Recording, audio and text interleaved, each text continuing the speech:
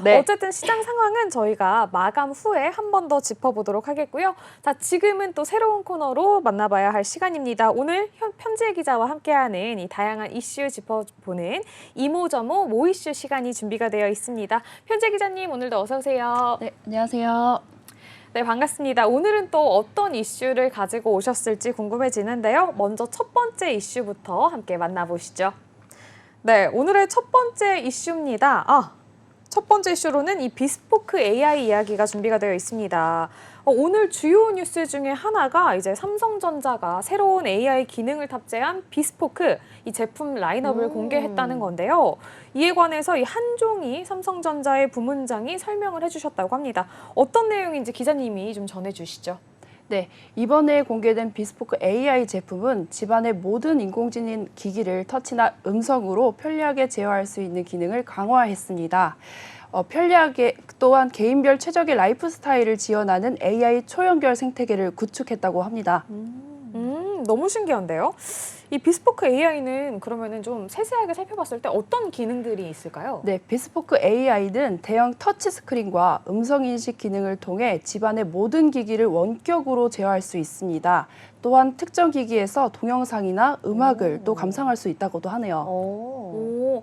요즘에도 그런 거 있긴 하잖아요. 네. 그 이름 부르면은 누구누구야 이렇게 부르면은 TV 켜줘 하면 TV 켜주고 이런 게 맞아요. 있는데 이제 그게 뭐 TV 이런 데 국한되는 게 아니라 집안에 있는 모든 전자기기가 이제 다 가능하게 네, 다 연결시켜주는 그런 역할을 한다고 하네요. 저는 약간 무서운 것 같아요. 왜요? 누가 이제 내 말을 계속 듣고 있는 거잖아요. 네.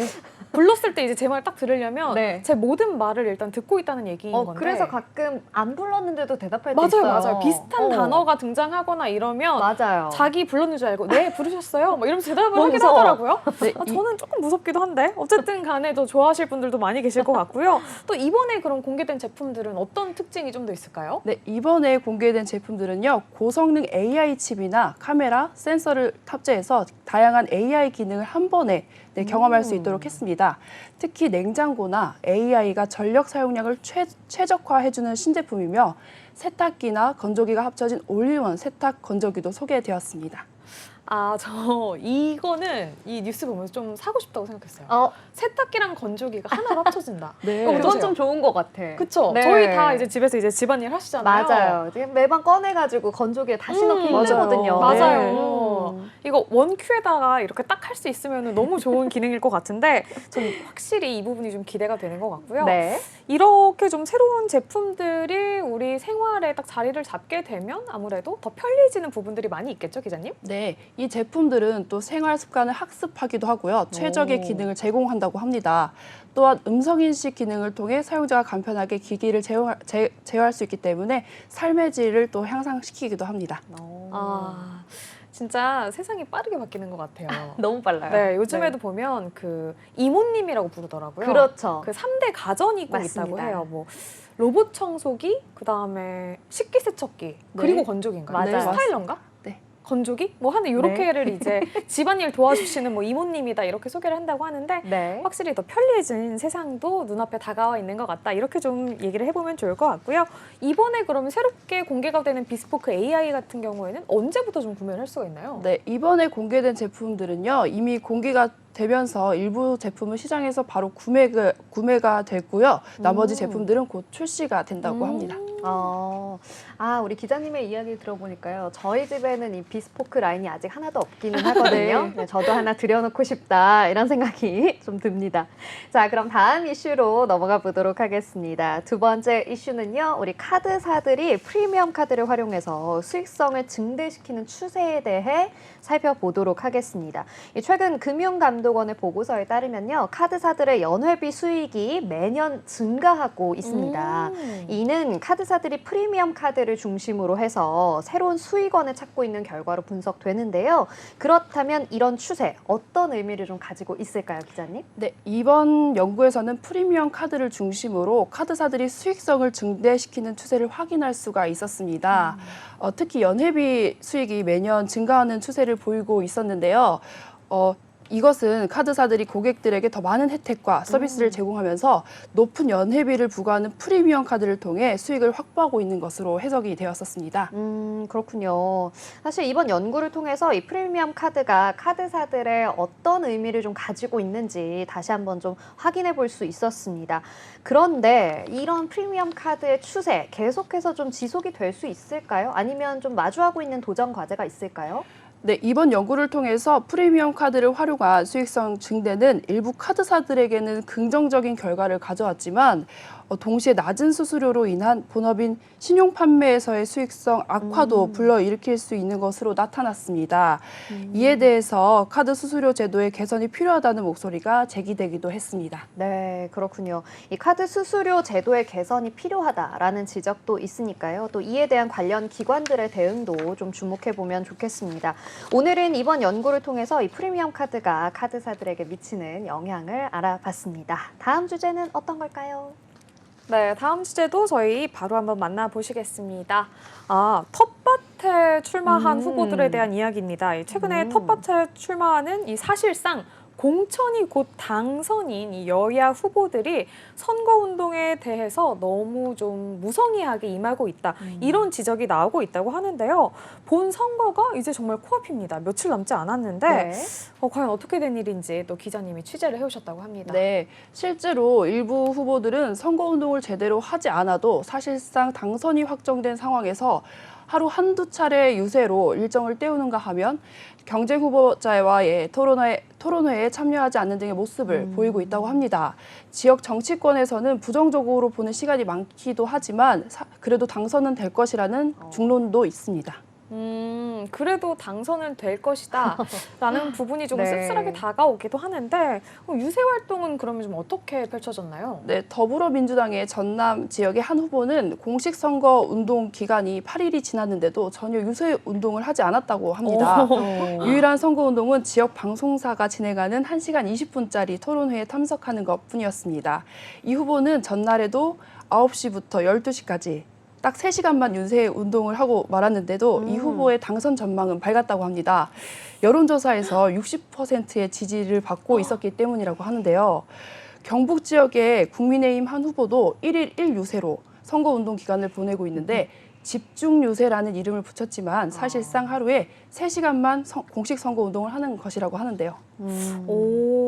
약간 맛집 장사랑 좀 유사하다. 이런 생각이 좀 들었어요. 네, 네. 몰아서. 맛집도 네. 이게 워낙에 인기가 많고 손님들이 다 찾아오면 이게 조금만 하루에 몇 시간 장사를 안 하시더라고요. 막 손님만 애가 타가지고 그렇죠. 일찍 가서 줄 서서 오픈런 기다리고 막 이러는 상황이 펼쳐지곤 하는데 선거 현장에서도 좀 이런 모습을 보게 될 줄은 몰랐는데 신선하긴 합니다. 어쨌든 뭐 이렇게 선거 운동은 열심히 안 하셨다고 하는데 거기다가 이거 말고도 이 후보들의 공약을 가장 잘 비교해보고 분석을 해볼 수 있는 토론회에도 또 불참을 한 후보분이 계시다고요? 네, 그렇습니다. 광주에 출마한 민주당의 한 후보는 지역방송, 선거방송 토론위원회로부터 토론회 불참으로 과태료 1,000만 원을 물게 됐다고 합니다. 네, 지난달 29일 지역선거관리위원회에서 주관한 생방송 토론회 1시간 30분을 앞두고 돌연 불참을 통보했기 때문이라고 하는데요. 이 때문에 방송사는 기자와 국민의힘 후보 간 대담 형식으로 바꾸면서 진행을 했다고 합니다. 비슷한 사례가 또 있죠. 네, 비슷한 사례가 또 있습니다. 인천 지역의 서구 지역 더불어민주당 김교웅 의원 또한 한 시민단체가 주최한 토론회에 불참해 지역 유권자들에게 실망을 안겼습니다. 21일 총선 당시에도 시민단체가 주선한 토론회에 불참해 무산한 경험이 있는데 김 후보는 유불리에 따라 토론회를 전략적으로 선택해 참석하는 것이 아니냐는 비판을 피할 수 없게 됐습니다. 김부겸 민주당 공동선대위원장은 지난 1일 토론회는 유불리를 따지는 자리가 아니라 후보가 얼마나 준비가 됐는지 유권자들이 확인하고 검증하는 엄중한 자리라며 불참은 옳지 않다. 유세한 지역일수록 더 겸손해야 한다고 말했습니다. 또 반대로 대구 경북 지역에서는 국민의힘 후보들이 법정 토론회 이외에 토론도 거부하고 있는 상황입니다. 좀 안타까운 상황이 아닐 수 없습니다. 아무리 이 공천을 받는 게 곧 당선이다. 정말 쉬운 지역이다. 네. 이렇게 나온다고 할지라도 그래도 최선의 자세로 이 국민들 앞에서 열심히 일하려는 태도를 보여주는 게 좀 중요하다. 이런 생각이 드네요. 또 다음 이슈는 어떤 게 준비되어 있을까요? 네, 다음 이슈도 총선 관련 이슈인데요. 지난 금요일과 토요일 22대 총선 사전 투표일이었습니다. 우리 하림 앵커님 그리고 우리 기자님 사전 투표 하셨나요?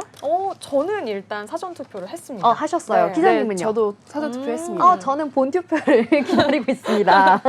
자, 날씨도 굉장히 좋았고요. 주말간 또 부담 없이 정해진 장소를 굳이 찾아가지 않더라도 맞아요. 내가 있는 곳에서 할 수 있다라는 편리함이 있었기 때문에 사전 투표를 유용하게 활용하는 시민들이 많아진 것 같은데요.